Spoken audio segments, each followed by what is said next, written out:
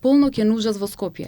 36 годишен маж по семејна расправија ги нападнал и повредил сопругата и нејзината мајка, се заканувал дека ќе го задави сопственото дете, па го пуштил своето куче шарпланинец да ги нападне и изгризе братот и таткото на сопругата.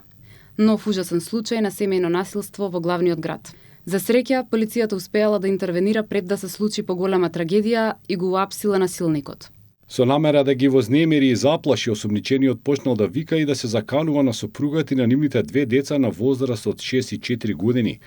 Кога оштетената побарала да престане, тој ја фатил за рака и ја турнал, нанесувајќи и телесни повреди. Потоа осумничениот започнал да ја крши по куќнината и со клуп маса замавнал кон мајката на сопругата, која исто така телесно ја повредил на ногата и во градниот кош. Се заканувал дека сите ќе ги убие, па и дека ќе го задави сопственото дете, при што во еден момент извадил и нож со кој замавнувал, предизвикувајќи чувство на загрозеност, несигурност и страв кај оштетените.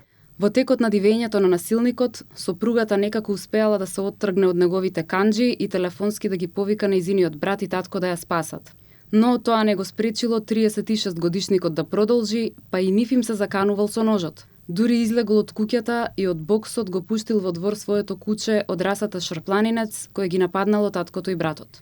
Кучето гризнало еден од оштетените на надлактицата и под коленицата, нанесувајќи му телесни повреди. Имајќи ги предвид сите действија на осумничениот, околностите што очигледно укажуваат на опасност од бегство, како и стравувањето дека тој би можел да ги повтори действијата на семејно насилство, јавниот обвинител до судијата на претходна постапка од Основниот кривичен суд Скопје достави предлог за определување мерка притвор. Во последниот период забележан е пораст на пријави на семејно насилство.